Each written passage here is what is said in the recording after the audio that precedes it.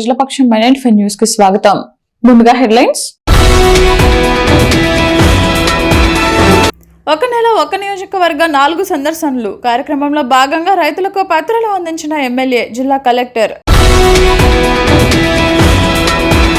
చిగిరిపల్లి సమీపంలో ఘోర రోడ్డు ప్రమాదం, గుర్తు తెలియని వాహనం ఢీకొని మహిళ మృతి.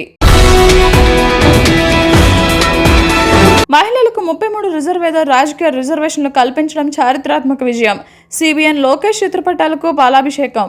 ఇక డీటెయిల్స్ చూస్తే, శుక్రవారం మదనపల్లి మండలం వెంకప్పకోట గ్రామంలో ఒక నెల ఒక నియోజకవర్గం 4 సందర్శనలు కార్యక్రమం 2వ విడతలో జిల్లా కలెక్టర్ నిశాంత్ కుమార్, మదనపల్లి శాసనసభ్యులు Shahjahan Basha, joint collector Sivanarayana Sharma, sub collector Challa Kalyani పాల్గొని ప్రజల నుంచి అర్జీలను స్వీకరించారు. ఈ సందర్భంగా ఎమ్మెల్యే షాజహాన్ బాషా మాట్లాడుతూ, అధికారులు గ్రామాలకు వచ్చి సమస్యలు తెలుసుకుని వెంటనే పరిష్కరిస్తుండటం సుపరిపాలనకు నిదర్శనమని అన్నారు. వెంకప్పకోట రహదారి పనులు 15 రోజుల్లో పూర్తి చేయాలని కలెక్టర్ ఆదేశించారని తెలిపారు. అలాగే జిల్లా ప్రభుత్వ ఆసుపత్రిలో తాగునీటి సమస్యకు వెంటనే నిధులు మంజూరు చేసినందుకు కలెక్టర్కు ధన్యవాదాలు తెలిపారు. ప్రజలు తమ భూ రెవెన్యూ సమస్యలను ప్రత్యేక డెస్కుల ద్వారా తెలియజేయాలని సూచించారు.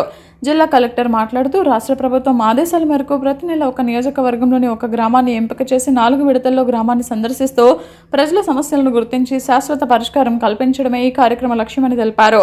మొదటి విడతలో సమస్యల గుర్తింపు, 2వ మరియు 3వ విడతల్లో పరిష్కారం, 4వ విడతల్లో పూర్తి స్థాయి పరిష్కార పత్రాల అందచేత జరుగుతుందని వివరించారు. ఈ కార్యక్రమంలో పంచాయతీరాజ్, విద్య, వైద్య, వ్యవసాయం, హార్టికల్చర్, గృహ నిర్మాణం, డ్వామా తదితర శాఖల అధికారులు పాల్గొని గ్రామంలో చేపడుతున్న పనులను పరిశీలించారు. మండల ఇన్ఛార్జి తహసీల్దార్ వెంకటస్వామి, ఎంపీడీఓ తాస్ మసూద్, వివిధ శాఖల అధికారులు, తెలుగుదేశం పార్టీ నాయకులు లక్ష్మీపతి, షామీర్, శ్రీనివాసులు, జేసీబీ వేణు, రెడ్డి రాయల్, చెల్లా, బలమణి శేఖర్, సచివాలయ సిబ్బంది, గ్రామ ప్రజలు పెద్ద సంఖ్యలో పాల్గొన్నారు. జిల్లా కలెక్టర్ గారు, జేసీ గారు, జాయింట్ కలెక్టర్ గారు, సబ్ కలెక్టర్ గారు, తహసీల్దారు, అదేవిధంగా రెవెన్యూ శాఖ అధికారులందరూ వచ్చి మీ రెవెన్యూ సమస్యలు తెలుసుకొని పరిష్కారం చేయడానికి ఎందుకంటే ప్రతి సోమవారం మీరు వస్తారు, ఒక 400-500 మంది వస్తారు.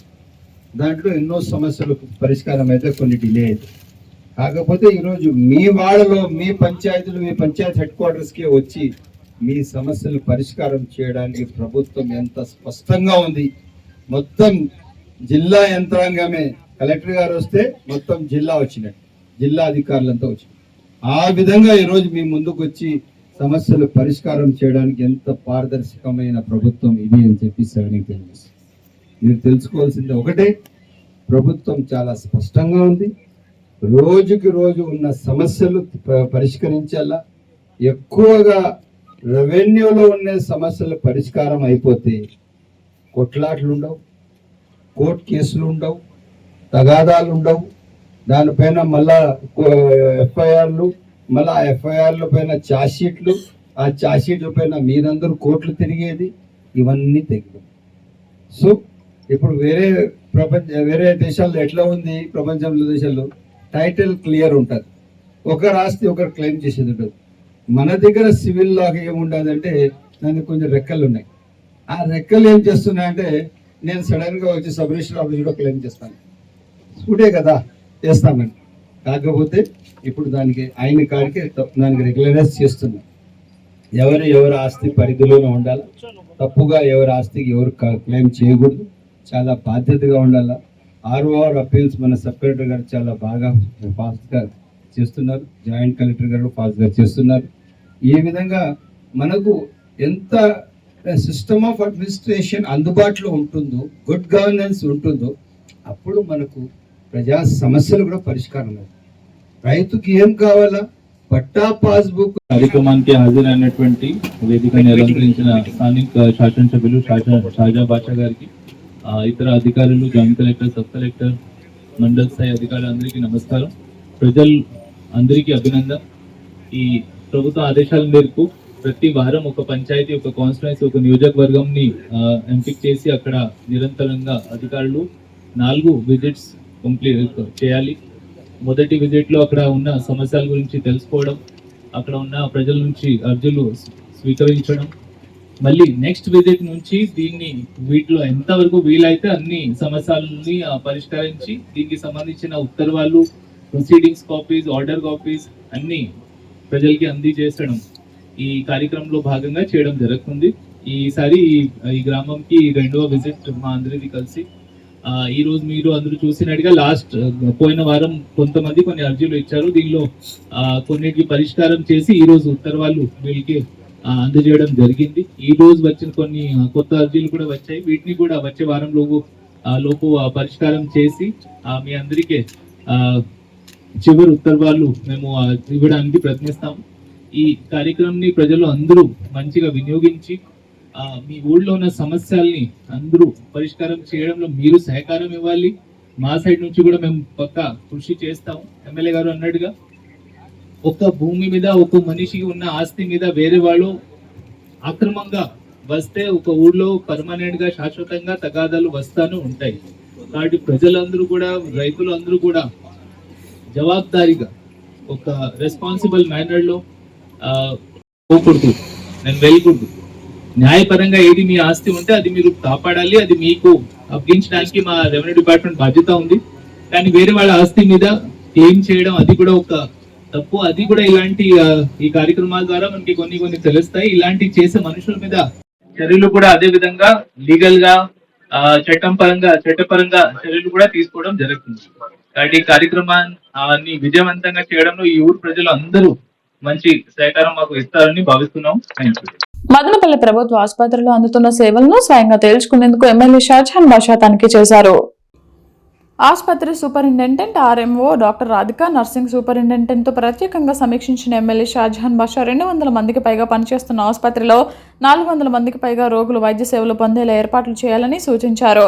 సిబ్బంది గైహాజరు కాకుండా విధులను సక్రమంగా నిర్వర్తించేలా అధికారులు చర్యలు చేపట్టాలని అన్నారు. ఆసుపత్రి ఆవరణం పరిశుభ్రంగా ఉంచుకునేలా సిబ్బంది పనితీరు మెరుగుపరుచుకోవాలని సూచించారు. ప్రభుత్వ వైద్యులు ఆసుపత్రి సిబ్బంది రోగుల పట్ల మర్యాదగా మసులుకోవాలని కోరారు. ఈ కార్యక్రమంలో ఆసుపత్రి సిబ్బంది తెలుగుదేశం నాయకులు ఎస్ఆర్ షంషీర్, బ్రాహ్మణ సంఘం Manjunath, medical shop Ramesh Reddy, cluster in-charge Raj Kumar, Reddy Royal, Chella Balamani Shekhar, మంగళ ప్రభాకర్, కాశీ శ్రీరామ్, పసుపులేటి శ్రీనివాసులు ఆసుపత్రి సిబ్బంది పాల్గొన్నారు. సిస్టమ్ ఆఫ్ అడ్మినిస్ట్రేషన్ పైన చూడడం జరిగింది. ఇక్కడ తక్షణం సంప్ అవసరం ఉంది. ఆ సంప్ పైన ఒక క్లారిటీ పెట్టి సూపరింటెండెంట్ గారికి అదేవిధంగా ఆర్ఎంఓ గారికి అందరికీ సూచనలు ఇవ్వడం జరిగింది. ఇదే కాకుండా కొన్ని సమస్యలు ఉన్నాయి ఇక్కడ, చిన్న సమస్యలు. అవన్నీ సంబంధిత శాఖ వాళ్ళకంతా పిలిపించి మాట్లాడి దానికి పరిష్కారం లేదు. ఎందుకంటే ఇది జిల్లా హాస్పిటల్, దాదాపు 10 లక్షల జనాభాకు సర్వ్ చేస్తున్న హాస్పిటల్. ప్రజలు పూర్తిగా అందుబాటులో ఉండాలి, సేవాభావంతో పనిచేయాలి. ఒకప్పుడు మనం 2010, 11, 12 3 సంవత్సరాలు ఉమ్మడి రాష్ట్రంలో ఆరోగ్యశ్రీ స్టేట్ ఫస్ట్ వచ్చాము. అటువంటి సర్వీస్ ఓరియంటెడ్ హాస్పిటల్. ఈ హాస్పిటల్కి ఇంకా బాగా ప్రజలకు అందుబాటులో ఉండేటట్టుగా ప్లాన్ చేస్తున్నాం.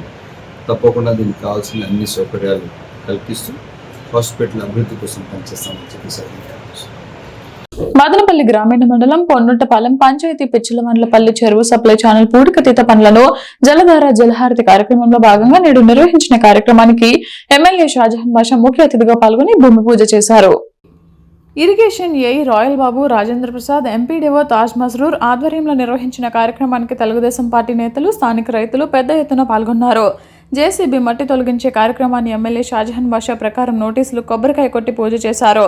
ఈ సందర్భంగా ఆయన మీడియాతో మాట్లాడుతూ వేసవిలో జలధార జలహారతి కార్యక్రమంలో భాగంగా పెద్ద ఎత్తున సప్లై ఛానల్ పూడికతీత పనులకు స్వచ్ఛందంగా ముందుకొచ్చిన దాతల సహకారంతో చేపిస్తున్నారని, సప్లై ఛానల్ పూడికతీత పనులకు జేసీబీని స్వచ్ఛందంగా అందిస్తున్న జేసీబీ వేణు, దిలీప్ మంజునాథ్లను శాలువాతో సత్కరించారు. 1.5 కిలోమీటర్ల సప్లై ఛానల్ పూడికతీత పనులకు సహకారం ఇస్తున్న వారిని అభినందిస్తున్నామని అన్నారు. ఈ కార్యక్రమంలో GV Naidu, Eshwar Naidu, Chipili Gurunath Yadav, Nawaz, Somasekhar Naidu, JV Ramana, Rayachoti Sasikumar, Reddy Royal, Challa Srinivasulu Naik, Iqbal, deputy MPDO Tirupal Naik, సచివాలయ సిబ్బంది, స్థానిక రైతులు పాల్గొన్నారు. ఏదైతే ప్రభుత్వం P4 కార్యక్రమం భాగంగా ఈరోజు P4 కార్యక్రమం భాగంగా మా వేణన్న ఏదైతే పార్టీ నాయకుడు, అది కాకుండా ఇప్పుడు జేసీబీ దాదాపు ఇంకా 1.5 కిలోమీటర్ కాలువ కంప్లీట్ చేయాల్సిన అవసరం ఉంది. 1:3 భాగంగా 500 మీటర్లు వేణన్న ఆయన జేసీబీ పెడుతున్నారు. మరొక 500 మీటర్లు వచ్చిందే దిలీప్ అని ఒక ఆయన పెట్టున్నారు. ఇంకొక 500 మీటర్లు నువ్వేనా దిలీప్ షాల్ తీసుకుని బండ్ల నుంచి ఇంకొక 500 మీటర్లు మంజు అని ఒక ఆయన జేసీబీ పెడుతున్నారు. సో ఇది మన ఆవరణ, మన పరిసర ప్రాంతాలు మనది అనుకొని మనం చేసే పని. పెద్దలు చంద్రబాబు నాయుడు గారికి స్ఫూర్తిగా తీసుకొని P4 కార్యక్రమం భాగంగా మనం ఇప్పుడు చూడండి, ఈ ఐకట్టు కాల్లో ఈ ఐకట్టు కాల్లో క్లీన్గా ఉండి ఎంత వెడల్పు ఉంది అంత వెడల్పు పూర్తిగా ఉంటే ఇది ఏం చేస్తుందంటే వచ్చే నీళ్లు నెక్స్ట్ చెరువుకి ఇంటర్లింక్ చేస్తుంది. ఆ చెరువు నుంచి ఐకట్టు క్లియర్గా ఉంటే దాని తర్వాత చెరువుకు ఇంటర్లింక్ చేస్తుంది. అప్పుడేం చేస్తుంది, గ్రౌండ్ వాటర్ టేబుల్ అంతా వరుసగా పెరుగుతుంది. సో ఈ విధంగా ఎవరైతే దాతలు మాకు సహకరిస్తున్నారో వాళ్ళకందరికీ ప్రత్యేక ధన్యవాదాలు, అభినందనలు. ఎందుకంటే ఒక అడుగు కూడా, ఒక మీటర్ కూడా వాళ్ళు క్లీన్ చేసి ఏదో సప్లై ఛానల్ క్లీన్ చేసి ఇంటర్లింక్ చేస్తే నిజంగా హిస్టారిక్ ప్రోగ్రామ్. నేను ముఖ్యంగా మా వేణన్నకు, దిలీప్కి, మంజుకి ముగ్గురికి కూడా నేను కంగ్రాచులేట్ చేస్తున్నాను. ఎవరైతే దిలీప్ 27-28 తేదీలలో తెలుగుదేశం వ్యవస్థాపకులు ఎన్టీఆర్ జన్మదిన పురస్కరించుకొని మహానాడులో మహిళలకు 33% రాజకీయ రిజర్వేషన్లు ఇస్తున్నట్లు ప్రకటించడంతో నేడు మదనపల్లి పట్టణంలోని దేవతానగర్ పార్లమెంటు తెదేపా కార్యాలయంలో జిల్లా అధ్యక్షుడు సుగవాసి ప్రసాద్ బాబుతో కలిసి ఎమ్మెల్యే షాజహాన్ బాషా పాలాభిషేకం నిర్వహించారు. ఈ కార్యక్రమంలో పెద్ద ఎత్తున తెలుగుదేశం కుటుంబ సభ్యులు, మహిళలు పాల్గొన్నారు. రాష్ట్ర స్థాయి, నియోజకవర్గ స్థాయి, గ్రామ స్థాయిలో వివిధ హోదాలలో ఉన్న మహిళలతో కలిసి కేక్ కట్ చేసి పంచిపెట్టారు. ఈ సందర్భంగా ఎమ్మెల్యే, జిల్లా అధ్యక్షుడు మీడియాతో తెలుగుదేశం పార్టీ తొలుత ముఖ్యమంత్రి నందమూరి తారక రామారావు మహిళలకు తండ్రి ఆస్తులు హక్కు కల్పించడం జరిగిందని, చంద్రబాబు నాయుడు పాలనలో మహిళలకు డ్వాక్రా సంఘాలు ఏర్పాటు చేసి దీపం కనెక్షన్లు అందించారని, 2026 మహానాడులో మహిళలకు 33% రిజర్వేషన్లు కల్పించడం చాలా సంతోషించదగ్గ విషయమని అన్నారు.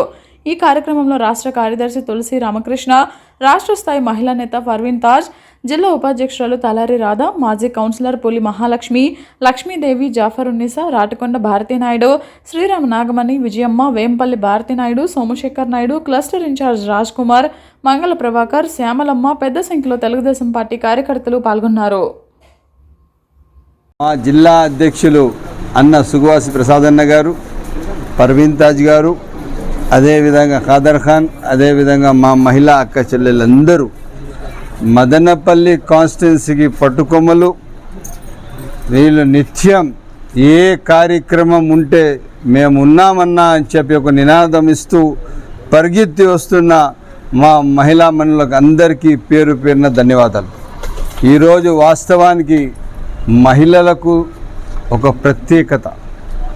ఎలా అంటే 33% రిజర్వేషన్ బిల్లు పార్లమెంట్లో వీగిపోతే రాష్ట్ర ప్రభుత్వం పెద్దలు చంద్రబాబు నాయుడు మాత్రం వెనుకాడలేదు. పెద్దలు చంద్రబాబు నాయుడు గారు ఒకే ఒక్క మాట అన్నారు, నేను రేపు వచ్చే 29 ఎలక్షన్లో తప్పకుండా మహిళలకు అసెంబ్లీలో 33%, పార్లమెంట్లో సీట్లో 33% కేటాయిస్తాను. తప్పకుండా వాళ్ళు చట్టసభల్లో రావాలా, చట్టసభల్లో రాణించాలా, చట్టసభల్లో మాట్లాడాలా. మహిళా మనుల వాస్తవాలు, వాళ్ళ అవసరాలు, వాళ్ళ సమస్యల పట్ల పూర్తిగా స్వేచ్ఛ కల్పిస్తూ మహిళలకు ఎక్కడైనా భారతదేశంలో ఒక గుర్తింపు ఉందంటే అది ఆంధ్ర రాష్ట్రంలో ఉంది. పెద్దలు చంద్రబాబు నాయుడు గారు, లోకేష్ బాబుతో నిన్న మొన్న 27, 28వ తేదీ మా ఆరాధ్య దైవం తెలుగుదేశం పార్టీ ఆవిర్భావ అధ్యక్షుడు శ్రీ నందమూరి తారక రామారావు గారి జన్మదిన సందర్భంగా ఏర్పాటు చేసిన మహానాడులో మా ప్రియతమ నాయకులు నారా చంద్రబాబు నాయుడు గారు, మా యువ నాయకులు లోకేష్ బాబు గారు ఒక చారిత్రాత్మక నిర్ణయం తీసుకున్నారు. స్త్రీ శక్తి పేరుతో మొన్న పార్లమెంటులో మహిళా బిల్లు పాస్ అయ్యేదానికి భారతదేశ వ్యాప్తంగా ఎన్నో ప్రయత్నాలు చేసిన మా నాయకులు అది బిల్లు పాస్ కాకపోయినా కూడా మేము మా రాష్ట్రంలో ఖచ్చితంగా రాబోయే ఎలక్షన్స్లో 33% ఎమ్మెల్యేలకు కానీ ఎంపీలకు కానీ ఖచ్చితంగా మేము సీట్లు కేటాయిస్తామని చెప్పి నిన్న మహానాడులో ప్రకటించారు.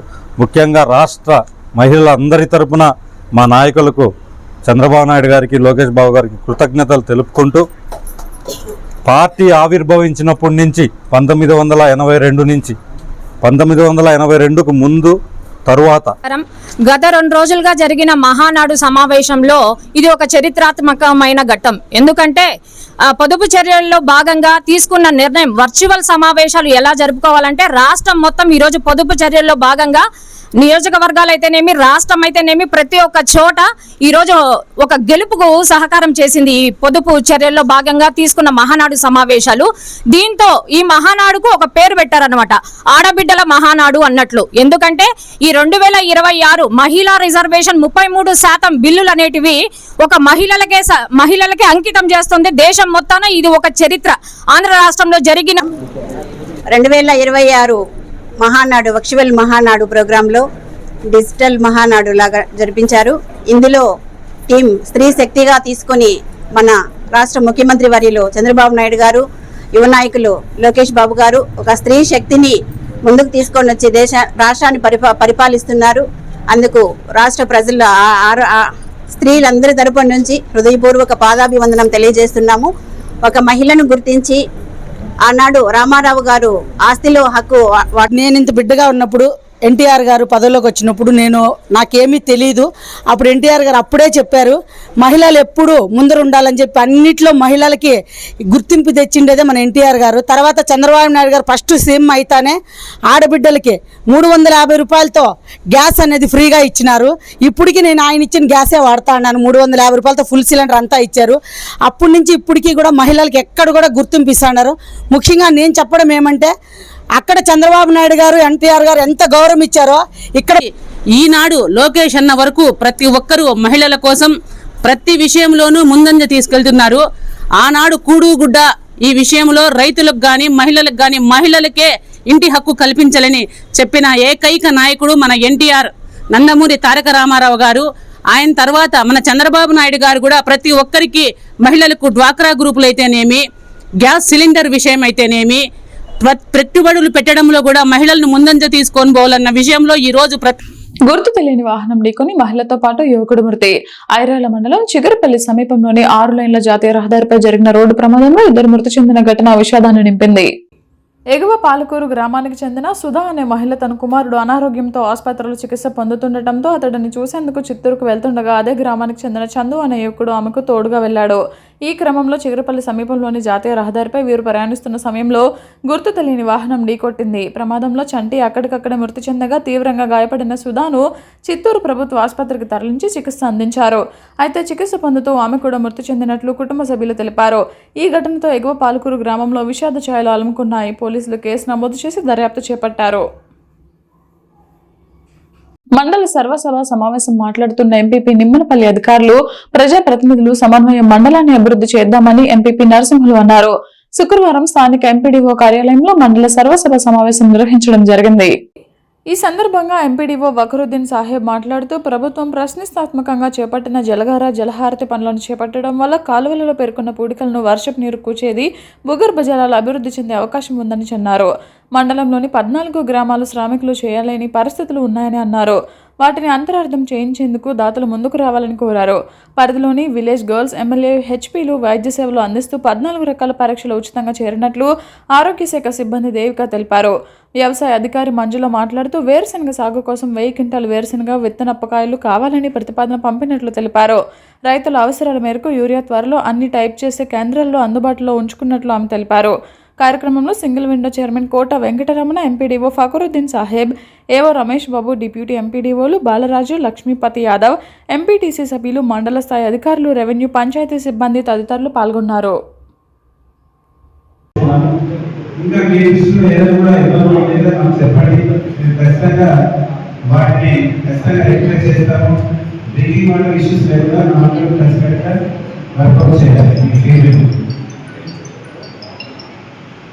ముఖ్యంగా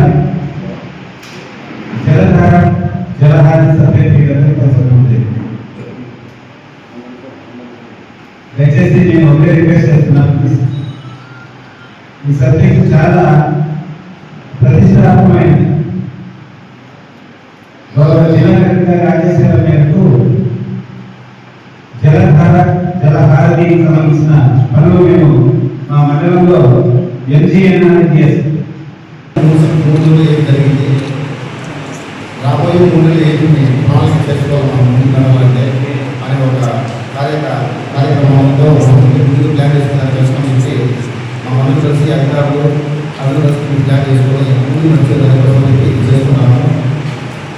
దాంట్లో భాగంగా కూడా మనము ఏదైతే ఉందో ప్రతి మూడేళ్ళు ఏం జరిగినది దాని గురించి మనకు ఒక శాఖ వారిగా మనకు ఫస్ట్ విద్యాశాఖ వారసత్వ భూములను బాలకృష్ణారెడ్డి కబ్జా చేశారు. కాపాడండి బాధితులు డాబా అమర్నాథ్ రెడ్డి, రెడ్డమ్మ, ఫైరోజ్ ఖాన్లు శుక్రవారం మదనపల్లి ప్రెస్ క్లబ్ లో మీడియా ఎదుట కోరారు. అన్నమయ్య జిల్లా కురుబలకోట మండలం ఎర్రజేనుపల్లి అండ్ బాలకృష్ణారెడ్డి గ్రామంలోని అమర్నాథ్ రెడ్డి, రెడ్డమ్మల భూములు కబ్జా చేసి భూముల్లో పంటలు సాగు చేయనీయకుండా అడ్డుకుంటున్నారన్నారు. తప్పులన్నీ చేసి తమపైనే అసత్య ప్రచారాలు చేస్తూ చంపేస్తామని బెదిరిస్తున్నారని బాధితులు ఆవేదన వ్యక్తం చేశారు. 2 సంవత్సరాల నుండి గవర్నమెంట్ వచ్చిందని మా గవర్నమెంట్ అని చెప్పి ఇబ్బందులకు గురి చేస్తూ మమ్మల్ని ఇబ్బందులకు గురి చేస్తున్నారు.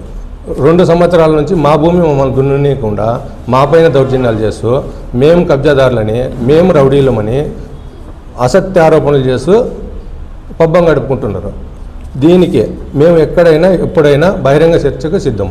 దీనికి సంబంధించిన ప్రతి డాక్యుమెంట్, ఇది నేను కొనుగోలు డాక్యుమెంటు, నాకు అమ్మిన వాళ్ళు 1973 నుంచి లింక్ డాక్యుమెంట్లు, ఇవి రెవెన్యూలో ఇప్పుడు ప్రజెంట్ రీసర్వేలో కూడా మా పేరుతో పెట్టున్నారు. దానికి సంబంధించి ఇప్పుడు ఎండార్స్మెంట్ కూడా ఏది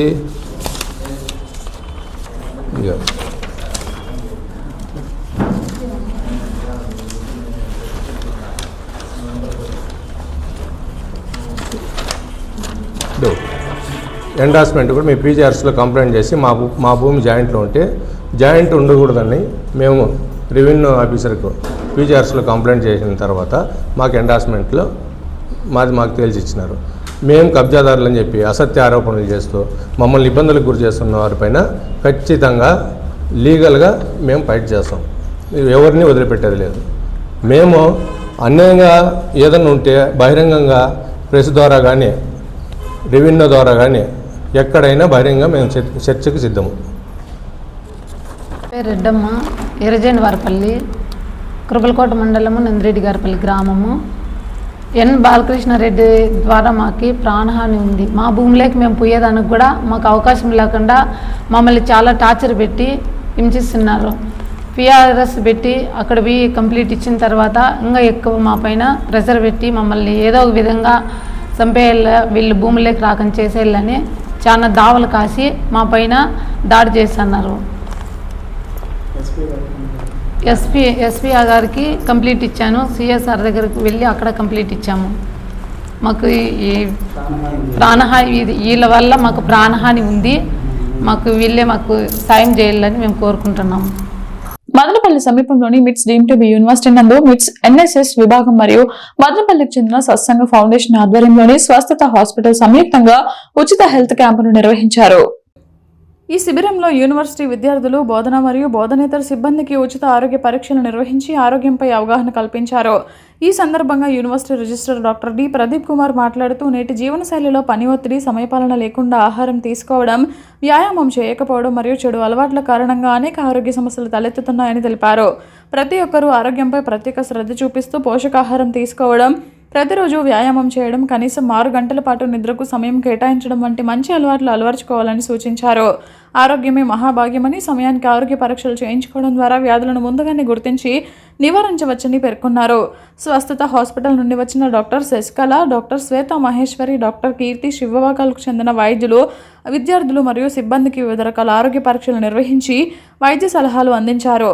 ఈ కార్యక్రమంలో university executive member TG Ravikumar, register doctor D Pradeep Kumar, vice principal doctor Kamal Basha, medical officer doctor Chennaiah, NSS coordinator P Rajesh తదితరులు పాల్గొన్నారు. అనుక్షణం ప్రజల పక్షం 95 న్యూస్ ఇంతటితో సమాప్తం. తిరిగి రేపటి బులెటిన్ లో మళ్ళీ కలుద్దాం. అంతవరకు సెలవు. నమస్కారం.